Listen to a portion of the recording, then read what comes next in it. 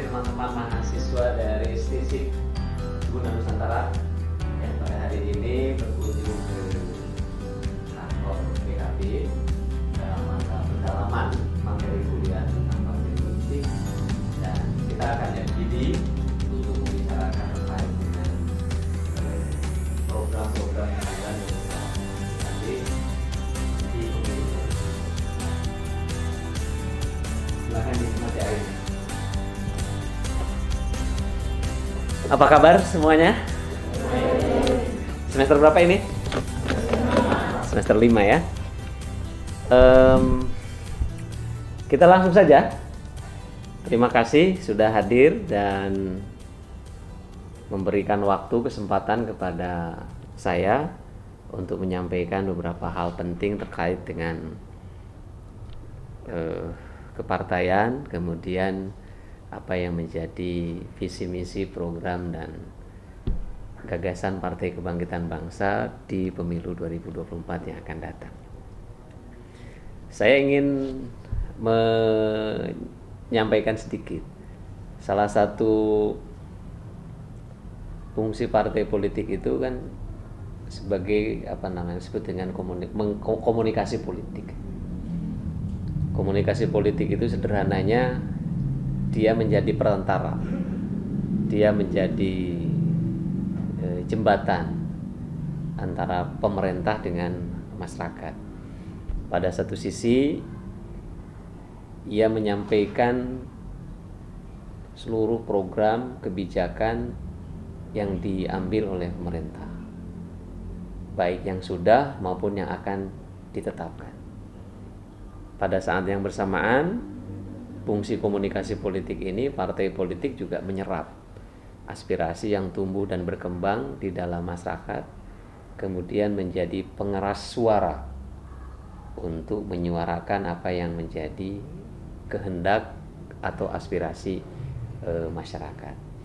Dalam konteks komunikasi politik, maka kemudian dikenal istilah apa yang disebut dengan fungsi agregasi, fungsi artikulasi, sampai kemudian pada tahap perumusan program, kemudian penetapan kebijakan.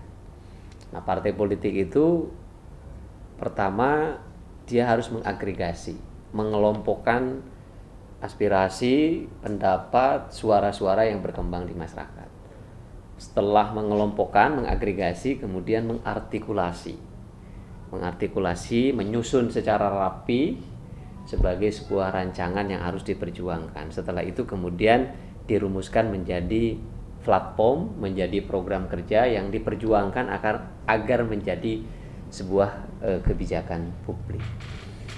Nah, pemilu itu idealnya selain memilih wakil rakyat, memilih partai politik, atau memilih presiden, atau gubernur atau bupati, bagian juga dari momentum untuk menangkap seluruh aspirasi dan kehendak yang berkembang di dalam masyarakat itu sendiri. Oleh karena itulah maka seyogianya pemilu itu kalau ingin menjadi pemilu yang berkualitas, maka pilihan masyarakat itu harus didasarkan pada ideologi, visi misi, rancangan program yang ditawarkan oleh kandidat, oleh partai politik di dalam proses sosialisasi politik menjelang pemilihan umum itu.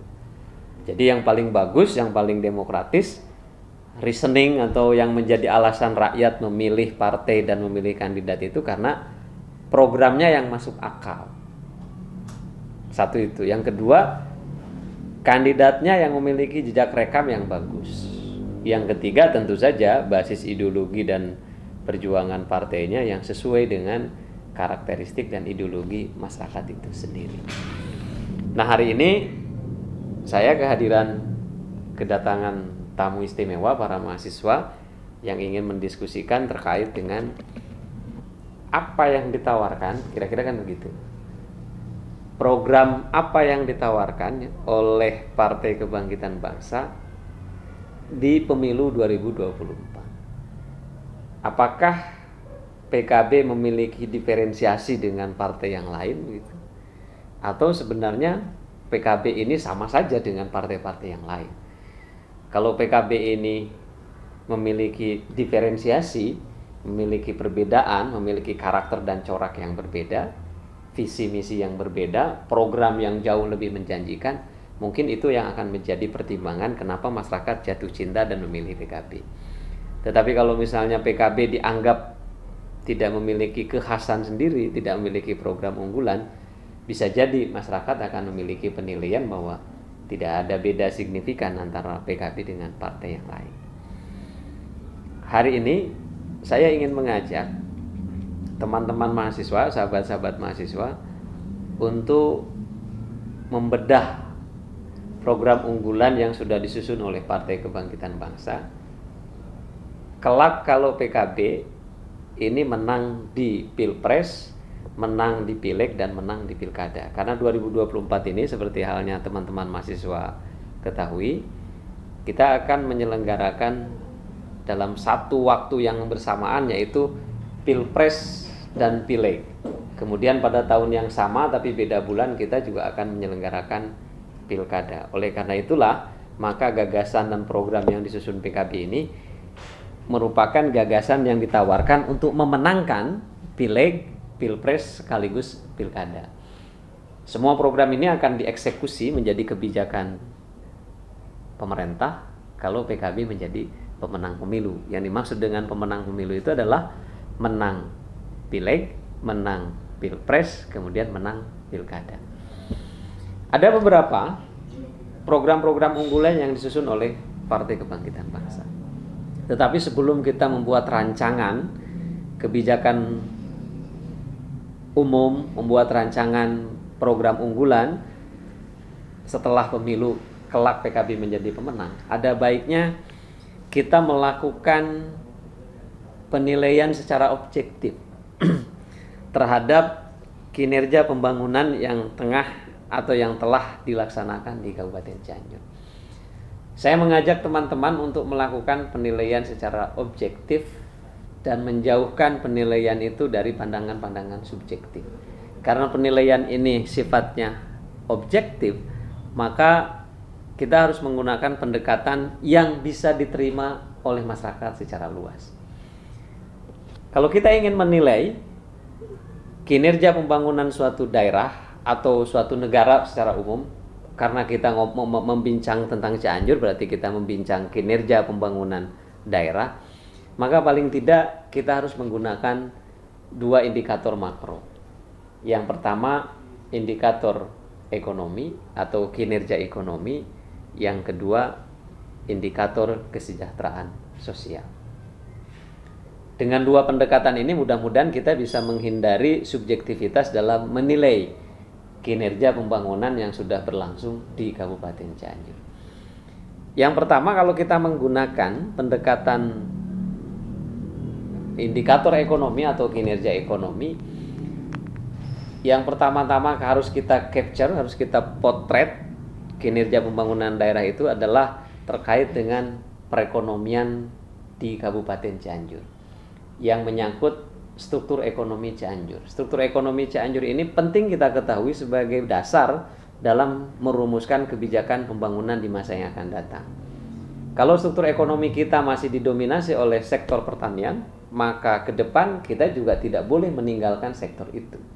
Sebaliknya, kalau misalnya perekonomian di Cianjur sudah didominasi oleh sektor industri pengolahan, berarti proses rancangan program ke depan juga harus berbasis terhadap industri pengolahan. Mari kita cek struktur ekonomi di Kabupaten Cianjur yang menggambarkan seberapa besar produktivitas Kabupaten Cianjur yang diukur dengan yang disebut dengan PDRB, pendapatan domestik regional bruto. Sedikit ini, saya tidak bermaksud menggurui kepada teman-teman mahasiswa. Salah satu metode yang diterima oleh semua kalangan untuk mengukur tingkat produktivitas ekonomi real suatu daerah itu disebut PDRB. Kalau tingkat nasional disebutnya PDB. PDRB ini secara ekonomi itu dihitung dengan 3 pendekatan. Yang pertama pendekatan pendekatan produktivitas, yang kedua pendekatan pengeluaran, yang ketiga pendekatan pendapatan. Pendapatan produktivitas itu dalam menghitung PDRB artinya kita menggabungkan, menjumlahkan semua hasil produksi dari sektor lapangan usaha, pertanian, pengolahan, jasa, keuangan, air minum dan seterusnya, kemudian dihitung secara akumulasi. Yang kedua, menghitung PDRB itu dengan pendekatan pengeluaran, yaitu dengan cara menghitung konsumsi rumah tangga, investasi swasta, pengeluaran pemerintah, kemudian impor. Yang ketiga, melalui pendapatan masyarakat, dari mulai sewa menyewa gedung, upah buruh, dan seterusnya dan seterusnya. Tetapi karena keterbatasan data di kita jarang sekali menampilkan tabel PDRB dengan pendekatan pendapatan masyarakat. Lebih sering digunakan dua pendekatan, yaitu pendekatan produktivitas, yang kedua pendekatan pengeluaran. Cara menyajikannya, PDRB ini disajikan dengan dua bentuk tabel. Yang pertama dengan harga berlaku, yang kedua dengan harga konstan. Dengan harga berlaku artinya nilai tambah menggunakan harga yang berlaku pada saat perhitungan digunakan. Sementara yang disebut dengan harga konstan artinya menggunakan harga atau nilai pada waktu tertentu. Harga berlaku digunakan untuk menghitung biasanya struktur ekonomi daerah. Itu digunakan PDRB dengan harga berlaku. Yang kedua, untuk menghitung tingkat kemakmuran daerah, yaitu pendapatan per kapita. Sementara harga konstan dalam tabel PDRB itu digunakan untuk menghitung laju pertumbuhan ekonomi. Saya sudah mengecek bagaimana struktur ekonomi di Kabupaten Cianjur. Secara sederhana, struktur ekonomi di Kabupaten Cianjur masih didominasi oleh sektor pertanian. Lapangan usaha pertanian itu menyumbang pada tahun 2022 itu 32,43%. Sementara sektor industri pengolahan itu hanya menyumbang di angka sekitar 7,72%. Kalau kita melihat struktur ini, maka sebenarnya perekonomian di Kabupaten Cianjur masih bersifat agraris dan tradisional. Kenapa? Karena share atau kontribusi dari sektor lapangan usaha industri itu nilainya sangat kecil, yaitu 7,72%.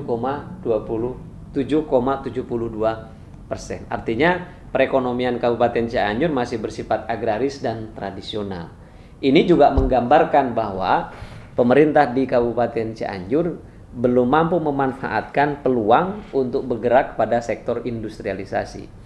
Kita sering menganggap daerah yang mampu mengembangkan industrialisasi adalah daerah-daerah yang sudah dianggap maju perekonomiannya. Kenapa? Karena di satu sisi dia mengembangkan teknologi karena industri, yang kedua mampu membuka lapangan pekerjaan yang lebih banyak, karena di sektor industri pengolahan tentu akan melibatkan tenaga kerja yang lebih banyak, dan yang ketiga berarti sudah sangat adaptif terhadap kemajuan teknologi, dan ini juga bisa menggambarkan kemampuan pemerintah dalam promosi di bidang investasi. Artinya kita harus memberikan perhatian juga ini kepada pemerintah Kabupaten Cianjur bahwa kita masih berkutat di sektor pertanian yang share-nya itu sangat dominan, yaitu 32,43%.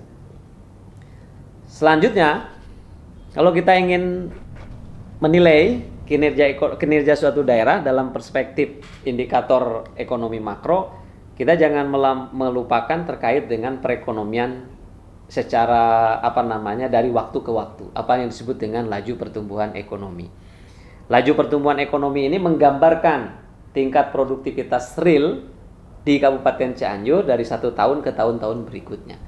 Ini ada data dari BPS. Kalau kita cek, pertumbuhan ekonomi di Kabupaten Cianjur sempat mengalami pertumbuhan yang sangat bagus pada tahun 2018, yaitu sebesar 6,24%. Lalu kemudian turun pada tahun 2019 menjadi 5,67%, dan pada saat COVID kita mengalami kontraksi dan berada di angka minus 0,78%. Baru kemudian pada tahun 2021 ekonomi kita mulai mengalami pertumbuhan yang agak positif, yaitu di angka 3,48%. Untuk daerah kita yang tingkat produktivitasnya masih sangat rendah, yang digambarkan oleh PDRB tadi, maka sebenarnya tingkat pertumbuhan ekonomi itu perlu tinggi. Laju pertumbuhan ekonomi kita itu perlu tinggi. Dengan laju pertumbuhan ekonomi yang tinggi, terutama di sektor real, misalnya industri pengolahan tadi, kita berharap selain meningkatkan produktivitas daerah, kita juga akan mampu membuka lapangan pekerjaan. Saya pikir di sini pemerintah Kabupaten Cianjur harus bekerja ekstra keras bagaimana menggerakkan pembangunan, khususnya pembangunan ekonomi agar bisa menciptakan pertumbuhan ekonomi yang laju pertumbuhan ekonomi yang baik. Ini saya punya data. Kenapa di Cianjur tadi kontribusi sektor industrinya juga rendah, kemudian PDRB kita juga nilainya juga tidak terlalu besar. Bisa jadi karena sektor-sektor industri di kita relatif agak lambat, bisa jadi karena beberapa hal. Yang pertama, bisa jadi karena secara geografis kita lebih mendukung dengan sektor pertanian. Tetapi pada saat yang bersamaan bisa jadi sektor industri ini relatif tidak berkembang dengan baik karena misalnya ada hambatan-hambatan dalam hal bagaimana membangun daya saing investasi. Kalau saya cek, ternyata daya saing investasi Kabupaten Cianjur ini saya punya data yang dikeluarkan oleh BRIN, itu hanya 2,90.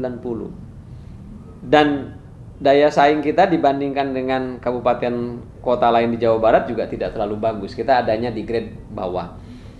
Menurut KPPOD setidaknya ada 5 hambatan yang menghambat dalam proses investasi itu. Yang pertama soal kelembagaan, yang kedua infrastruktur, yang kedua sosial politik, yang ketiga sosial politik, yang keempat kinerja ekonomi daerah, yang kelima ketersediaan tenaga kerja. Maksudnya kelembagaan itu begini. Kalau kita ingin membangun daya saing investasi di Kabupaten Cianjur, pemerintah Kabupaten Cianjur harus bekerja keras mereformasi kelembagaan perizinan. Perizinan itu harus menjadi sangat murah, cepat, transparan, dan akuntabel. Yang kedua, kalau kita ingin membangun daya saing investasi, mau tidak mau daya dukung infrastruktur harus memadai. Karena infrastruktur ini akan mempercepat proses distribusi arus barang dan jasa, sehingga akan menekan tingkat biaya transportasi dan menciptakan ekonomi yang jauh lebih efisien.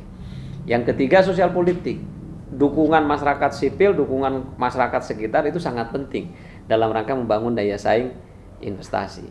Kalau di daerah kita misalnya ini, tapi di kita alhamdulillah tidak terjadi. Setiap ada kegiatan investasi, misalnya ada demo, kemudian ada penolakan dan seterusnya, ini juga membentuk citra kurang bagus dalam proses membangun daya saing investasi. Yang keempat, kinerja ekonomi daerah. Kinerja ekonomi daerah itu menyangkut ketersediaan perbankan, kemudian sektor keuangan, daya dukung, dan seperti itu. Dan saya pikir kita sudah sudah memenuhi hal itu. Dan yang kelima, ketersediaan tenaga kerja. Nanti kita akan bahas di bagian tenaga kerja bagaimana ketersediaan tenaga kerja. Tentu ketersediaan tenaga kerja ini tenaga kerja yang berpendidikan, kemudian yang memiliki keterampilan. Nah, yang ketiga, kalau kita melihat Cianjur dalam perspektif kerangka kinerja ekonomi, kita juga harus melihat tingkat kemakmuran ekonomi masyarakat. Kemakmuran ekonomi masyarakat itu sederhananya akumulasi dari seluruh produktivitas real dibagi jumlah penduduk masyarakat Kabupaten Cianjur. Sederhananya begini, PDRB dengan harga berlaku dibagi jumlah penduduk Kabupaten Cianjur. Nah, kalau kita lihat PDRB per kapita di Cianjur pada tahun 2002 ini hanya 21,23 juta. Kalau dibandingkan dengan daerah lain, Purwakarta misalnya sudah 74 juta pendapatan per kapitanya. Kemudian Kabupaten Bandung sudah di angka 28 juta.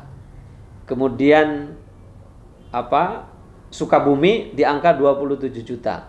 Bogor itu pendapatan per kapitanya 48 juta. Kemudian Jawa Barat, rata-rata pendapatan per kapita Jawa Barat itu 49 juta. Artinya pendapatan per kapita kita, masyarakat Cianjur itu di bawah rata-rata pendapatan masyarakat Jawa Barat dan juga di bawah rata-rata pendapatan per kapita nasional. Ini PR untuk pemerintah, partai politik, termasuk saya di PKB, bagaimana mendorong produktivitas masyarakat Kabupaten Cianjur agar pendapatan per kapitanya atau kemakmuran masyarakatnya bisa meningkat. Karena salah satu dari tujuan pembangunan itu, jangan lupa, dalam rangka meningkatkan produktivitas, efisiensi, dan pemerataan. Nah, ini selanjutnya, itu tadi salah satu pendekatan yang saya gunakan dalam menilai kinerja pembangunan daerah Kabupaten Cianjur melalui apa yang disebut dengan kinerja ekonomi. Sekarang misalnya kita lihat dengan pendekatan kinerja indikator kesejahteraan sosial. Kalau kita ingin mengukur tingkat kinerja pembangunan suatu daerah, Cianjur misalnya, maka yang kedua kita gunakan adalah indikator kesejahteraan sosial. Salah satu dalam indikator kesejahteraan sosial itu kita mengukur tingkat pengangguran yang ada di daerah tersebut. Kalau kita lihat di Kabupaten Cianjur, ketenaga kerjaan misalnya, angkatan kerja di Kabupaten Cianjur itu total semuanya 1.175.000 sekian. Yang bekerja itu 1.066.000. Sementara pengangguran terbukanya itu adalah 1.109.000. Itu adalah yang menganggur di Kabupaten Cianjur. Bukan angkatan kerjanya 533.000. Kalau kita melihat angka ini, maka sebenarnya angka pengangguran di Kabupaten Cianjur masih sangat tinggi bila dibandingkan dengan rata-rata pengangguran Jawa Barat dan rata-rata pengangguran tingkat nasional. Misalnya di Kabupaten Cianjur, angka 109.000 ini pengangguran terbuka itu sama dengan atau ekuivalen dengan 9,8% angka pengangguran di Kabupaten Cianjur. Sementara angka pengangguran di Jawa Barat itu 8,31%. Artinya pengangguran di Kabupaten Cianjur jauh lebih besar angkanya bila dibandingkan dengan rata-rata pengangguran yang ada di Jawa Barat. Ini kalau kita lihat sebaran angkatan kerja di Kabupaten Cianjur itu didominasi oleh lulusan SD ke bawah. Bila dibandingkan dengan lulusan SLTP, SMA, atau perguruan tinggi. Ini PR juga untuk pemerintah Kabupaten Cianjur, partai politik, kita semua, untuk bagaimana meningkatkan taraf pendidikan masyarakat Kabupaten Cianjur, memberikan skill, memberikan kemampuan agar tenaga kerja di Kabupaten Cianjur ini memiliki daya saing.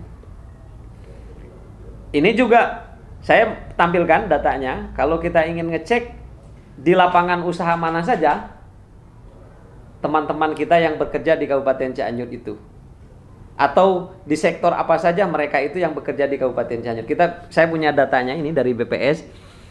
Yang berusaha sendiri itu 195.000. Yang berusaha dibantu oleh buruh tidak tetap atau buruh tidak dibayar itu 171.000. Yang bekerja sebagai buruh, karyawan atau pegawai itu hanya 262.000. Sementara pekerja bebas di pertanian itu 125.000. Saya menyampaikan ini ingin mengatakan bahwa di Cianjur, pekerja yang bekerja di sektor non formal itu jauh lebih banyak daripada pekerja yang bekerja di sektor formal. Dan ini sebenarnya memberikan harusnya ini memberikan alarm bagi para pengambil kebijakan agar lebih serius mengurusi sektor formal. Karena yang bekerja di sektor yang non formal itu rentan sebenarnya. Rentannya itu kenapa? Karena tidak memiliki jaminan hari tua misalnya, kemudian tidak memiliki jaminan kesehatan, tidak memiliki jaminan kerja, kemudian sewaktu-waktu dia bisa kehilangan pekerjaannya karena sifatnya non formal. Ini yang menurut saya ke depan bagaimana pemerintah Kabupaten Cianjur, para pengambil kebijakan bisa lebih fokus menyediakan dan mengurus terkait dengan soal-soal ketenaga kerjaan ini agar proporsinya itu bisa jauh lebih berimbang antara yang bekerja di sektor formal dengan yang bekerja di sektor non formal. Yang kedua, kemiskinan. Jadi indikator kesejahteraan sosial itu yang kedua kita lihat dari kemiskinan. Jumlah masyarakat miskin di Kabupaten Cianjur tiap tahun mengalami peningkatan. Setidaknya dalam beberapa tahun, maksud saya, setidaknya dalam beberapa tahun masyarakat miskin di Kabupaten Cianjur mendapatkan mengalami beberapa kenaikan. Terakhir, angka kemiskinan di Kabupaten Cianjur berada di angka 10,5% atau sama dengan 264.800 orang. Yang dimaksud dengan orang miskin itu adalah orang yang hidup dengan pendapatan di bawah garis kemiskinan. Pemerintah, hal ini BPS itu menetapkan varietas daya beli atau purchasing power variety itu sebesar 1,9 US dollar per hari. Kemudian World Bank 2017 menetapkan 3,2 US dollar ya sebagai batas garis kemiskinan. Kita pakai angka 1,9 US dollar per hari itu dapatnya di angka 10,5%. Apalagi kalau pakai garis kemiskinannya itu dinaikkan, tentu jumlah masyarakat miskin akan jauh lebih banyak. Saya pikir salah satu concern yang harus dilakukan oleh pemerintah ke depan adalah bagaimana bisa merumuskan kebijakan-kebijakan daerah yang bisa memberdayakan dan mengentaskan kemiskinan. Jangka pendek mungkin kita meluncurkan berbagai kebijakan untuk melindungi masyarakat yang kurang mampu ini dengan meluncurkan kebijakan-kebijakan jaring pengaman sosial. Pada saat yang bersamaan untuk jangka panjang bagaimana pemerintah Kabupaten Cianjur bisa berinisiatif mengambil kebijakan pemberdayaan dan pengembangan ekonomi dengan memberikan berbagai pendampingan kepada masyarakat-masyarakat dengan pendapatan di bawah garis kemiskinan. Yang ketiga, indikator kesejahteraan sosial itu menyangkut kesehatan. Ini kalau kesehatan atau yang sering kita pakai biasanya usia harapan hidup. Jawa Barat itu usia harapan hidupnya tahun 2022 sudah di angka 73,52 tahun. Kemudian Bogor itu sudah di angka 71 tahun. Sukabumi di angka sama 71 tahun. Kabupaten Cianjur di angka 70,58 tahun. Jadi angka harapan hidup ini menggambarkan juga tingkat kinerja pembangunan suatu daerah. Tentu selain ini juga kita punya data-data lain yang bisa digunakan untuk mengukur kinerja pembangunan daerah. Misalnya terkait dengan angka stunting dan yang paling penting menyangkut data kematian ibu dan bayi. Ibu melahirkan dan bayi itu penting untuk dijadikan sebagai ukuran tingkat keberhasilan pemerintah dalam membangun kesehatan di suatu daerah. Yang keempat, indikator kesejahteraan sosial ini menyangkut pendidikan. Rata-rata lama sekolah di Kabupaten Cianjur itu ternyata masih sangat rendah. Pada tahun 2022 itu hanya 7,51 tahun. Sementara di Jawa Barat rata-rata lama sekolah itu sudah 9,7 tahun. Artinya kalau teman-teman sekarang sudah jadi mahasiswa semester 5 itu sudah sangat beruntung. Karena kalau dirata-ratakan masyarakat Kabupaten Cianjur itu secara umum baru sekolah 7 itu berarti kelas 1 SMP. Berarti baru kelas 2 SMP semester 1. Jadi 2,3 juta penduduk Kabupaten Cianjur kalau dirata-ratakan lama sekolahnya itu baru sampai kelas 2 SMP semester 1. Ini menurut saya menggambarkan sebuah situasi yang harusnya menjadi keprihatinan semua. Mahasiswa ikut prihatin, partai politik ikut prihatin, para pengambil kebijakan juga harus serius.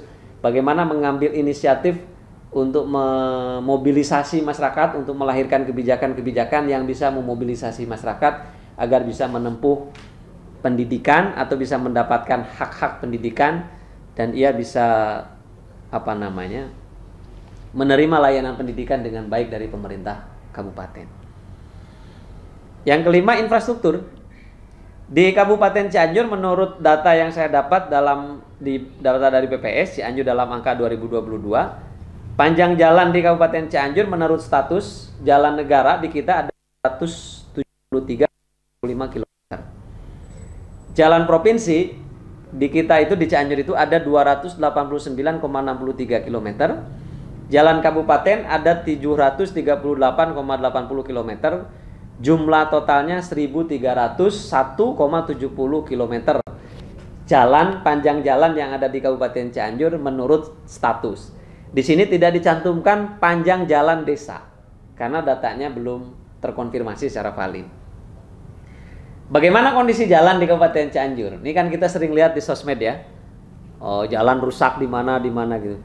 Ternyata di Kabupaten Cianjur, jalan dalam kondisi baik itu hanya 45,30%. Atau sama dengan 589,73. Jalan dalam kondisi sedang itu artinya setengahnya jagjik-jeluk bolong-bolong, setengahnya rata. Itu namanya sedang berarti kan? Itu 18,72%. Sementara jalan yang rusak 14,43%, rusak berat 21,53%. Artinya kalau misalnya si Yayang, si Wina dan lain sebagainya mengupload jalan di pinggir rumahnya di desanya jelek, di lingkungannya jelek, ternyata memang hampir di seluruh tempat kondisi jalan di Kabupaten Cianjur dalam kondisi yang memprihatinkan. Karena yang kondisinya baik itu hanya 45,30%. Selebihnya sedang, kemudian rusak berat, rusak yang keseluruhannya jauh lebih banyak bila dibanding dengan jalan yang kondisinya baik. Saya khawatir 45% ini jangan-jangan jalan kabupaten, jalan provinsi sama jalan negara saja begitu. Sementara yang kondisinya sedang, rusak dan rusak berat adalah jalan kabupaten. Karena yang digambarkan di sini adalah kondisi jalan secara umum, melingkup jalan negara, jalan provinsi, jalan kabupaten. Ini menurut saya harus menjadi perhatian serius ke depan. Bagaimana kita membangun infrastruktur secara secara berkelanjutan. Karena kalau mengalokasikan sumber daya pembangunan itu tahap awal itu kan harusnya lebih banyak investasi kepada sarana dan prasarana. Maslow, Rostow kan begitu kira-kira. Harus lebih serius terhadap investasi ekonomi dan sarana prasarana. Infrastruktur jalan ini dibutuhkan dalam proses pembangunan. Karena dia menjadi sarana transportasi, lalu lalang umat manusia, lalu lalang kendaraan, kemudian distribusi barang dan jasa. Kalau transportasinya mahal, maka biaya distribusi barang dan jasa itu menjadi sangat mahal. Tetapi kalau jalan infrastrukturnya bagus jalannya, maka biaya transportasi, biaya distribusi akan jauh lebih efisien. Kenapa jalan di Kabupaten Cianjur dalam kondisi yang memprihatinkan? Ternyata kalau kita cek, ternyata pemerintah daerah Kabupaten Cianjur belum terlampau serius mengalokasikan anggaran untuk belanja jalan. Saya mengkonfirmasi di dalam APBD tahun 2022 misalnya, alokasikan 104 untuk pembangunan infrastruktur jalan, jembatan, irigasi, jaringan. Di APBD perubahan mengalami peningkatan menjadi 155 miliar. 2023 ada sedikit kenaikan menjadi 239 miliar. Meskipun salah satu sumber pendanaannya itu bersumber dari pembiayaan, yaitu pinjaman dari bank yang nilainya lumayan besar. Dan kalau yang namanya pinjaman berarti kan menjadi beban fiskal di masa yang akan datang. Saya pikir ke depan pemerintah harus mencari sebuah terobosan agar pendanaan penganggaran untuk infrastruktur jalan, jembatan, dan irigasi ini bisa berkelanjutan, tidak hanya bergantung kepada misalnya hutang. Selain jalan, infrastruktur juga ada irigasi, kemudian ada rumah bersanitasi. Yang selanjutnya, selain tadi indikator ekonomi dan kesejahteraan sosial, saya juga ingin menyampaikan terkait dengan isu lingkungan hidup. Karena pembangunan itu bukan sekedar meningkatkan produktivitas, tapi juga harus menjaga yang disebut dengan sustainability, menjaga keberlangsungan. Kalau pembangunan ini ingin berkelanjutan, maka aspek lingkungan harus diperhatikan. Tidak bisa ugal-ugalan mengeksploitasi, memanfaatkan sumber daya ekonomi yang kita miliki secara berlebihan. Yang pertama, di Kabupaten Cianjur ini kita menyaksikan konversi dan alih lahan fungsi lahan. Konversi dan alih fungsi lahan pertanian menjadi lahan non pertanian. Hampir di sepanjang Jalan Raya Bandung, lahan yang digunakan untuk kegiatan industri sebenarnya menggunakan lahan pertanian produktif. Begitu juga yang kalau kita lihat misalnya ke arah Sukabumi, yang digunakan itu adalah lahan pertanian produktif. Kemudian kita juga melihat belum optimalnya pengelolaan air limbah, sehingga terjadi penurunan kuantitas dan kualitas air yang berasal dari pabrik-pabrik yang ada di bantaran sungai. Ini kalau kita lihat data, lahan kritis, luas lahan kritis di Kabupaten Cianjur itu seluas 161.746 hektar atau seluas 17,70% lahan kritis di Jawa Barat. Jadi dari semua total lahan kritis yang ada di Jawa Barat, Cianjur ini menyumbang 17,75% lahan kritis yang ada di Jawa Barat. Kabar lainnya, kita pernah mendapatkan informasi juga bahwa pemerintah resmi memberikan surat keputusan lahan hutan sosial seluas 13.900 hektar kepada 8.900 kepala keluarga di Cianjur, Jawa Barat pada Jumat 8 Februari 2019. Terakhir, ini kita memotret kualitas pembangunan di Kabupaten Cianjur. Ada salah satu indikator yang diterima keberadaannya oleh seluruh masyarakat, yaitu yang disebut dengan Human Development Index atau IPM, Indeks Pembangunan Manusia. Berapa indeks pembangunan manusia Kabupaten Cianjur? Ternyata indeks pembangunan manusia Kabupaten Cianjur pada tahun 2021 itu berada di angka 65,56 poin. Jauh berada di IPM-nya Sukabumi 67,07 poin. Atau Bogor yang sudah berada di angka 70,60 poin, atau rata-rata IPM Jawa Barat yang berada di angka 72,45 poin. Cianjur ini indeks pembangunan manusianya itu menempati urutan pertama dari bawah di Jawa Barat. Ya, kita sebagai teman-teman mahasiswa, sebagai kelompok akademisi yang memiliki nalar kritis yang luar biasa, cara berpikir ilmiah, harusnya ini menjadi concern teman-teman. Bagaimana teman-teman ke depan bisa memikirkan melakukan akselerasi dan percepatan pembangunan di Kabupaten Cianjur yang terpotret dalam IPM-nya yang jauh lebih baik daripada angka IPM yang ada hari ini. Ini menggambarkan kualitas pembangunan di daerah Kabupaten Cianjur, yaitu memiliki IPM yang paling rendah di Jawa Barat. IPM ini paling tidak menggunakan 3 dimensi. Dimensi dasar. Yang pertama umur panjang dan hidup sehat. Yang kedua pengetahuan, itu pendidikan. Yang ketiga adalah standar hidup layak. Teman-teman, cerita tadi menggambarkan terkait dengan apa yang menjadi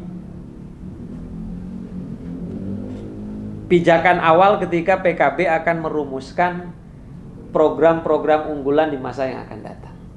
Kita tidak bisa menciptakan dan merumuskan program tanpa harus melihat kondisi real hari ini.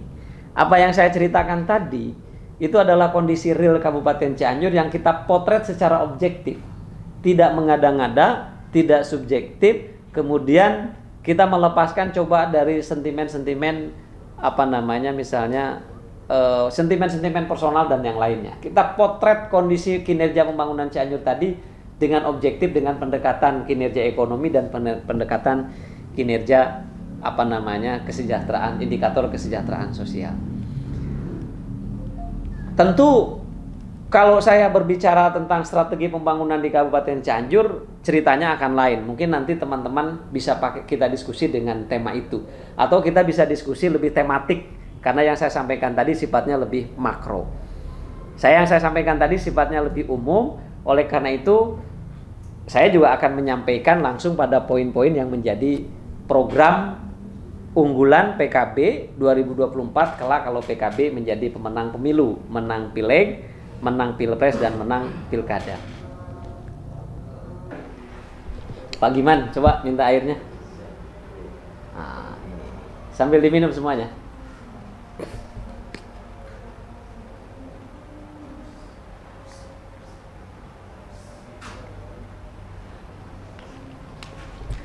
Teman-teman, setelah tadi kita memotret Cianjur secara utuh dengan dua pendekatan tadi, yaitu pendekatan indikator ekonomi dan indikator kesejahteraan sosial, sebelum saya menyampaikan apa yang menjadi program prioritas PKB, kita bisa menarik beberapa hal penting yang kita anggap sebagai isu strategis daerah Kabupaten Cianjur.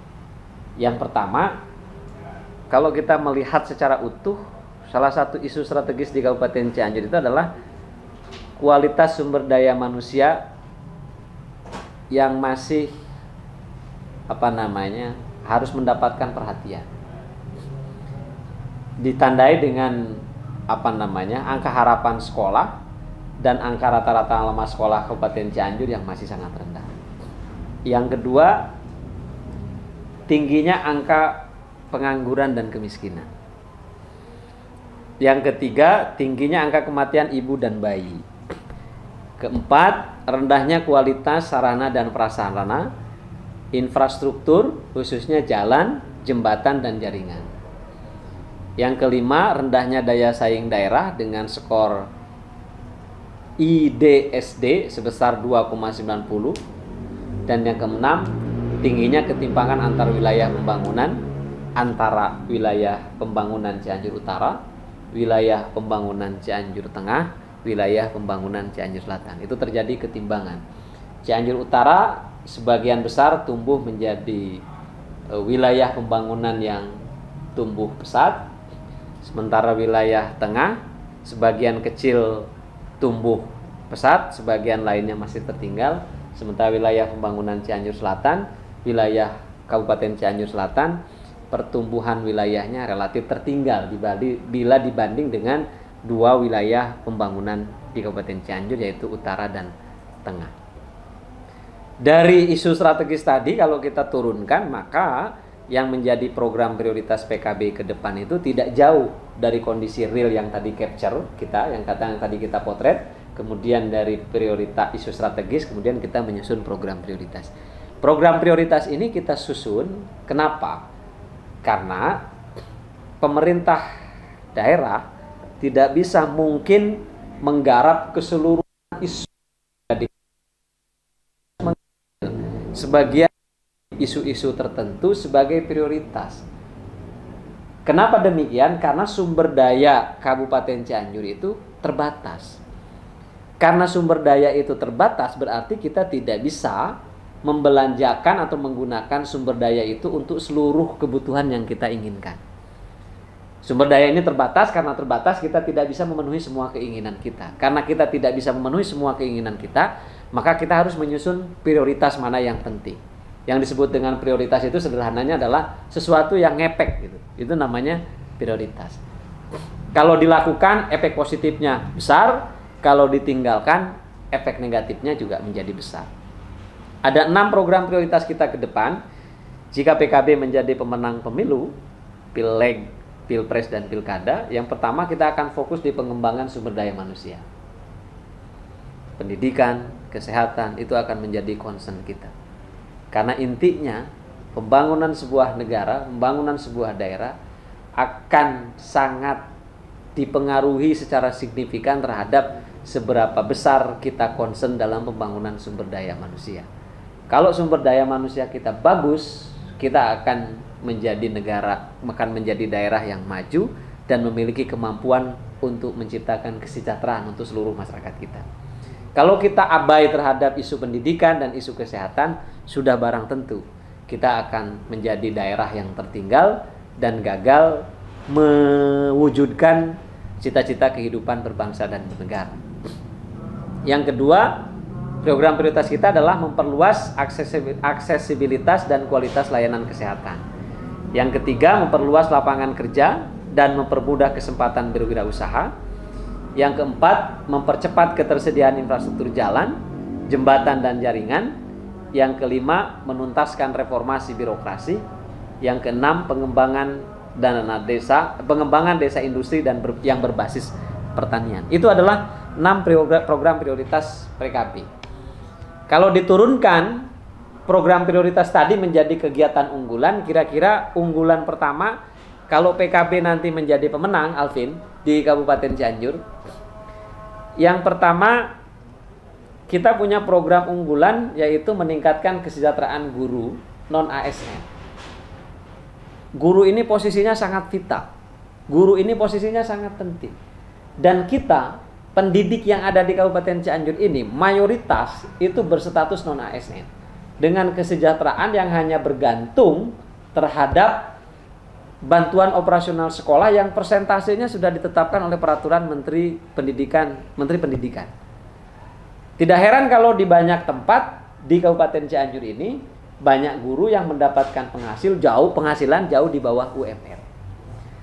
Saya beberapa tahun yang lalu ketika saya di Komisi 4 DPRD, kita sudah mengesahkan peraturan daerah tentang penyelenggaraan pendidikan yang Perda itu memberikan kesempatan kepada pemerintah Kabupaten Cianjur untuk mengalokasikan sebagian dari APBD-nya itu untuk peningkatan kesejahteraan guru non-ASN. Dengan kesejahteraan guru yang diperhatikan, kita berharap guru-guru yang mendidik anak-anak kita itu semakin fokus mendampingi anak-anak kita belajar sehingga kualitas pendidikan Kabupaten Cianjur akan jauh lebih meningkat. Tentu kesejahteraan guru ini bukan hanya guru-guru yang mengajar di sekolah pemerintah yang diselenggarakan oleh pemerintah kabupaten, tapi juga guru-guru non-ASN yang diselenggarakan oleh Kementerian Agama, yaitu guru-guru madrasah. Kemudian juga kita akan fokus dalam peningkatan kesejahteraan tenaga kesehatan non-ASN. Kita akan memastikan sekolah dasar itu diberikan secara gratis. Dan yang paling penting, saya punya mimpi, saya punya cita-cita kalau PKB menjadi pemenang pemilu, pileg dan pilpres dan pilkada, kita ingin secara kontinu memberikan minimal 1.000 beasiswa untuk masyarakat di Kabupaten Cianjur.